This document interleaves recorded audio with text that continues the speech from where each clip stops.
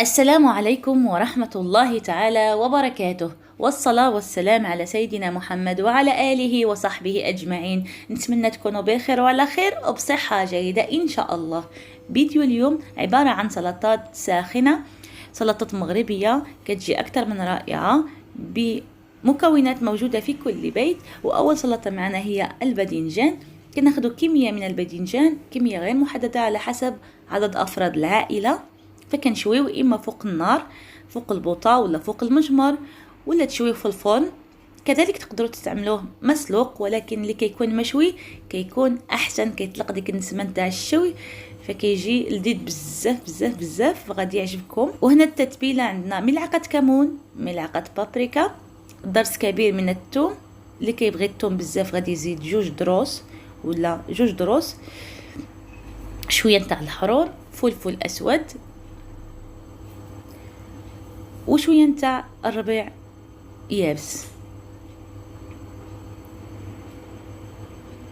غادي نزيد كذلك ملعقه كبيره من الربيع مقطع الى قطع صغيره،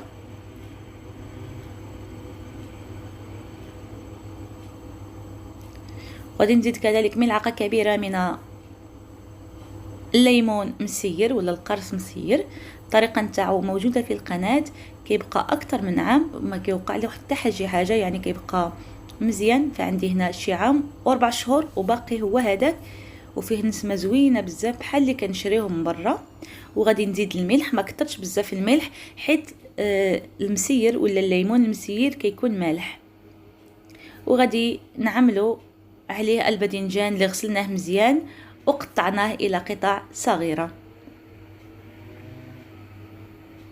كنوضعوا هادشي كلشي في كاسرون ولا في شي مقله، وغادي نحركو باش تندمج لنا الشرموله مع الباذنجان، وغادي نوضعوه فوق النار. وهنا نجيب واحد طماطم كبيره هكذا، وغادي نطحنها بالميكسور ولا بالخلاط الكهربائي. تقدروا تعملوه حتى مقطع الى قطع صغيره، غير بغيتو انا بحال الصلصه ما يبان ليش هكا في الباذنجان. وتقدروا كذلك انكم تعوضوه ملعقه كبيره من طماطم المصبره ولا معجون الطماطم. وهنا غادي نضيفو على الباذنجان ديالنا،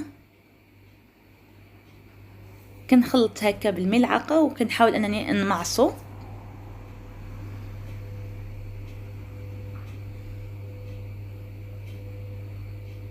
تقدروا انكم تضيفوا واحد شويه نتاع المعجون باش كيعطي واحد داك اللون، فانا ما عنديش. ونقص عليه العافيه ونخليه حتى كيتشرب لينا ديك الصلصه تاع الطماطم. ونمشيو الى السلطه الثانيه. السلطه الثانيه غنحتاج الى بطاطا، اي كميه على حسب عدد افراد العائله، فصين من الثوم، نقشروها ونغسلوها ونقطعوها مربعات ونسلقوهم، ونسلقوا معها حتى الثوم هكاك يعني بلا ما نقشروه. وهنا بعد ما تسلقت مزيان، فهنا التتبيله عندنا ملعقه بابريكا، ملعقه كمون، نصف ملعقه من الفلفل الاسود والملح على حسب الذوق والرغبه نتاع كل واحد. والثوم كما شفتوا تسلق لنا مع بطاطا، فكيرجع لنا بحال البوماد ولا بحال هكا بحال الكريم. زيت زيتون، تقدروا تخلطوا زيت نباتيه مع زيت زيتون، واللي ما عندوش زيت زيتون يعمل يعني غير الزيت العاديه. فهنا الثوم كنمعص هكا ونخلطها مع التوابل. وغادي نضيف طبعا الربيع من ملعقه الى ملعقتين كبيره،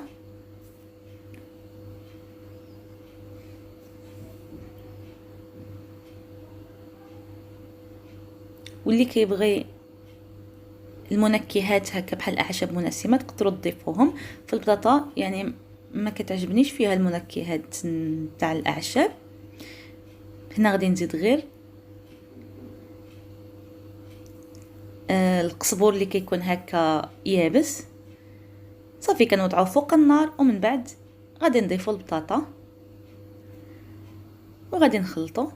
ودائما هاد الخضر ما تسلقوهمش بزاف باش ما كيهراوش لكم، كتخليهم واحد شويه هكا كيكونوا صاينين، خصوصا البطاطا وكذلك القرعة عصروا نصف حامضة اللي كيعطيه واحد المذاق زوين للبطاطا ديالنا.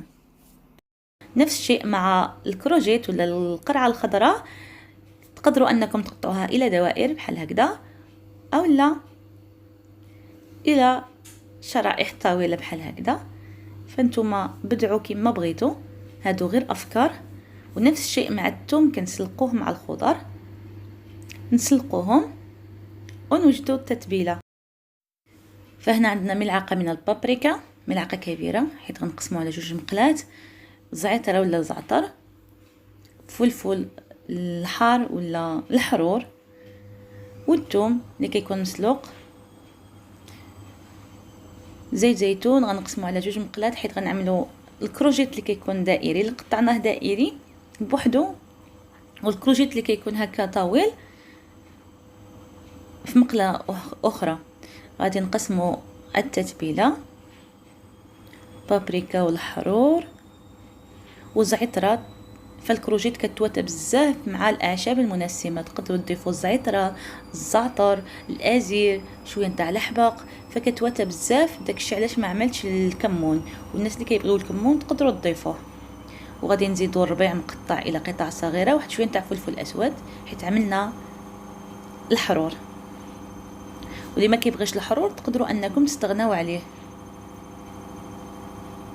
والملح طبعا، فالملح كما قلت لكم ما تكتروش بزاف حيت على حسب، اذا سلقتوا الخضر مع الملح فكتعملوا كميه قليله، تبقاو ديروا يعني الملح تبقاو تضيفوه غير شويه، من بعد تبقاو تزيدوا.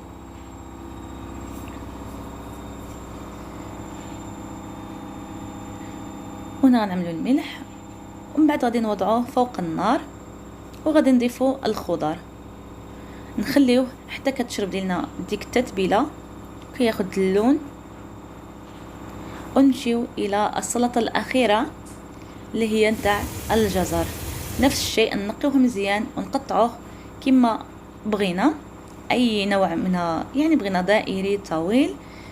وكذلك كنسلقوا معاه الثوم، فالثوم من كنسلقوه فكتمشي له حتى ديك، يعني ما كيبقاش مجهد، فيه ديك الريحه اللي كتكون مجهده. نفس الشيء غادي نعملو ملعقه تاع كمون، بابريكا، شويه نتاع الحرور، الربيع، فلفل اسود،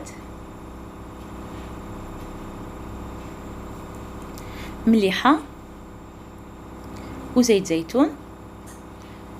زيت زيتون تقدروا انكم تعملوا نصف كميه نتاع زيت زيتون، نصف كميه نتاع زيت المائده، واذا ما عندكمش زيت زيتون تعملوا غير بالزيت العاديه اللي كنطيبوا بها. فغادي نوضعوه فوق النار، يعني غير ديك يعمل ديك الغليه الاولى، فكنوضعوا الخضر وكنخليوه يغلى شويه هكا، ونقصوا له حتى كيتشرب لينا ديك التشرموله مزيان وكيعقد لينا.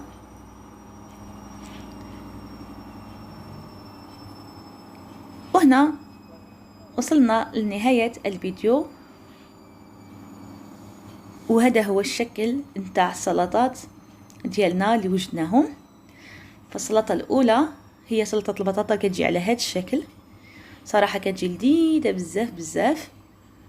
ونسيت ما قلت لكم ان سلطه نتاع البطاطا تعصروا عليها نصف ليمونه، فكتجي بزاف لذيذه وغتعجبكم وتعجب ولادكم.